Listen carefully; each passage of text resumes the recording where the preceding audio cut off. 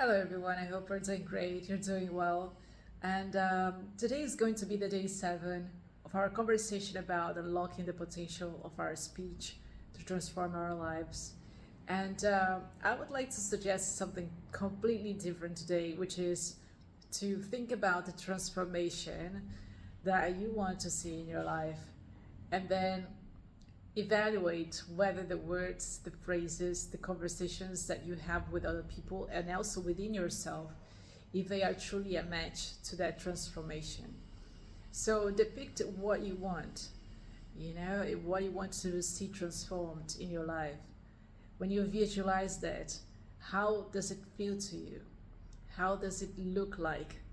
And from that, start using words that are congruent to that reality that you want to live. Very often we have this tendency of wanting things but not necessarily having the correct expression of that in terms of words. So I would just give a very quick example, okay? It might have happened to you someday, or maybe you are going through that situation, and regardless, I think that is a very good example to just bring forth this idea and how you can really shift the perceptions that you're having about that, which is a self-awareness that comes through that experience of it changing your speech and also your thinking about a certain topic that may be producing, let's say, some kind of discomfort. Okay, let's say that you are in a work environment and you are relating to other people, and there are some things that maybe are not necessarily that you would identify as uplifting or joyful or loving or kind or gentle. Any of those things that in your mind would be the most ideal. Okay, so let's say that because of that you start to be thinking of that constantly, and then you have been probably talking to other people about that, and focusing exclusively on how things are presenting themselves, which is actually an effect of things that maybe are going inside of you and also in that environment and also with other people, but without judging anything within you and in others. If you could just step away a little bit and see for the situation for what it is, how would you respond in a better way? What kind of transformation that you truly want about that? How would that be the best possible outcome for everyone involved? And if you just have this intention, it naturally will come to you something. It can be an image, it can be a thought, it can be an emotion. And through that, you start to rearrange the way you are perceiving that. And then your words, the words that you use about that, also start to shift. And by shifting your words, probably you won't even talk about what has been happening maybe with a friend or with someone in your family about that situation. You completely shifted the way that you perceive the situation, and therefore the words that you use are not of complaint anymore. It's not about judgment, it's about yourself or other people. It ceases to exist to the extent that you can say, I realize that this is happening, and I will focus my entire attention on what could be the best for everyone involved, even though I don't know exactly what it is, but I want everyone to be seen, recognized, and working well together. Sometimes it is just this intention and your focused attention on what you exactly want that can open space for things to be transformed. So by you knowing what kind of transformation you think that you conceive in your mind as a result or as a dream, it can also be for your dreams. You can have this idea of how things could work better, how your life can be far better, And then in this now moment, you can choose that, and you can feel it, and you can sense that, and you can choose from that moment to say, you know what, this is what I'm heading myself to. And naturally, your words are going to be more congruent to that, and your thoughts as well. So you don't waste your time saying things that you don't want. You don't waste your time occupying the time of yours and of other people with things that are not congruent to the proper transformation that you want to see and witness in your reality. You see? Just being open to that. What is the transformation? And focus your entire attention in the transformation. And that transformation, it starts naturally within you, of you allowing yourself to be transformed, of you allowing yourself to go through that experience knowing that you're not the experience. Interacting with others knowing that it's not about that, there's something bigger in that interaction happening. And by being less and less judgmental about yourself and about other people in that situation, things can improve quickly. They can sometimes shift immediately. While there are other occasions that may take a while, but if you still continue with your intention and your focus, there's no way of that not shifting. This week, I saw a post on YouTube, and someone was asking, what would we do when we go through harsh times? What we do? What do we do? You see? And I was like, well, I think that the first thing is to remember that we're not the situation, because there's always going to be something new. There's always a challenge going on for everyone, and that's okay. And it's all to promote some kind of transformation, a change that even though we don't know where it's gonna land, it is there for a reason. And sometimes it's really as simple as making a quick and very spontaneous movement, while on other occasions is to make a very deep review about how we've been living our lives and what we've been choosing. So it depends on each person. What is your moment now? What is it that inside of you, you know that you're being called to? We all have different moments in life, and this is all happening simultaneously. For some people now, it's just a tweak. For others, it's a deep review in some aspect of life, or maybe the entire life, like all areas of life, I mean. And you did what you did, you lived what you lived, and you can choose to be better or to do differently. And we are not meant to be in stuck thoughts on circumstances, reinforcing that things are not going to change, because they do change.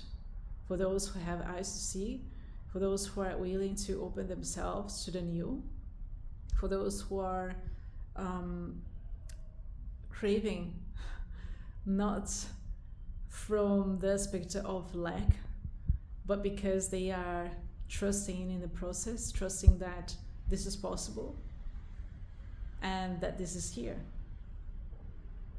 Because it's just manifestation of how they are choosing to be and of their openness to receive something new.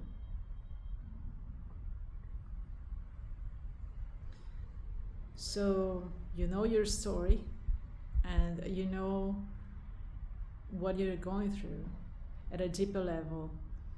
Maybe for the mind it's not that easy to grasp what's going on when there are many elements that need to be transformed.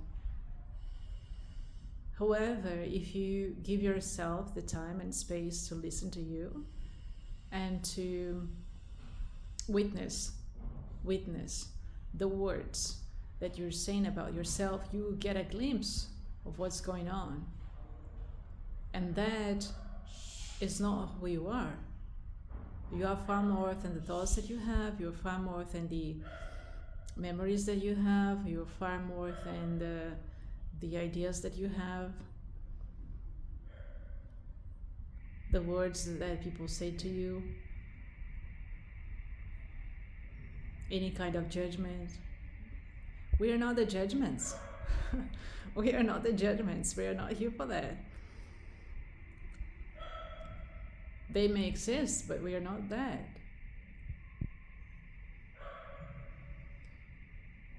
So who are you?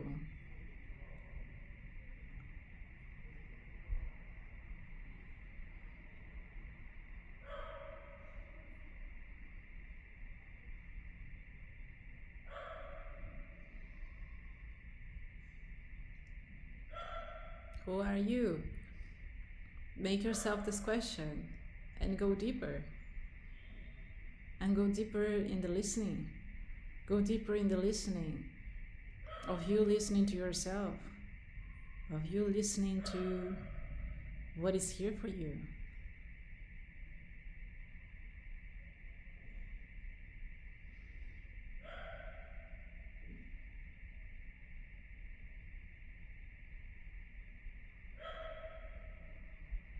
The noise outside is a noise outside. When you are in the silence that you create for yourself, nothing can disturb you. And the silence, that doesn't mean that nothing is happening. It's the other way around. Things are being completely rearranged.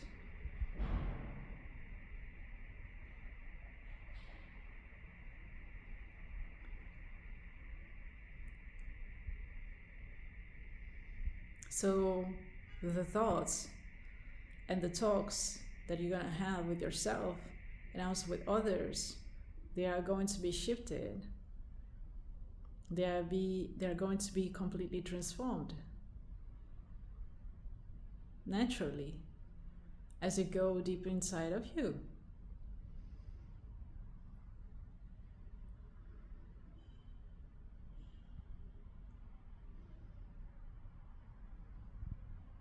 You see, there's such a contrast these days, isn't it?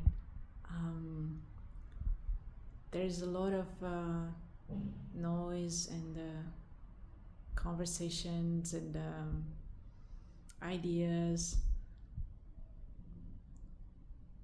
But in order to pick those that are most connected to what we're here for, we need a filter.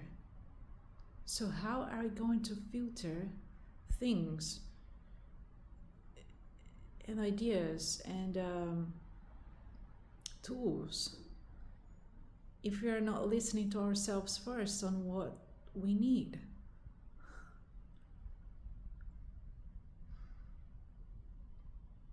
If we don't know what's here for us and of witnessing what is here for us, which is exactly what we need, how come are we going to be able to identify and to select or maybe filter what's coming from the outside?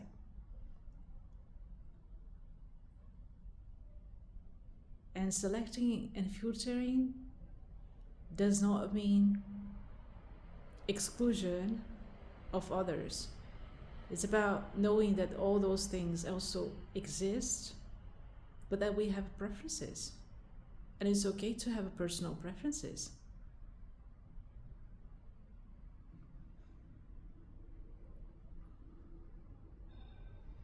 And personal preferences which are really connected to our own essences. And for each person is different. So the judgmental conversation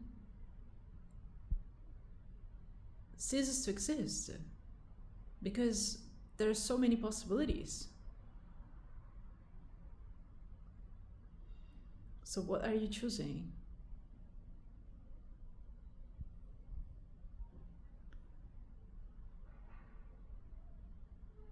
In the previous conversation we had, we talked about the listening. And then today we're going deeper into the listening part, which has to do with silence and observation and this inner knowing that points to the direction of what is essential, to what is essential.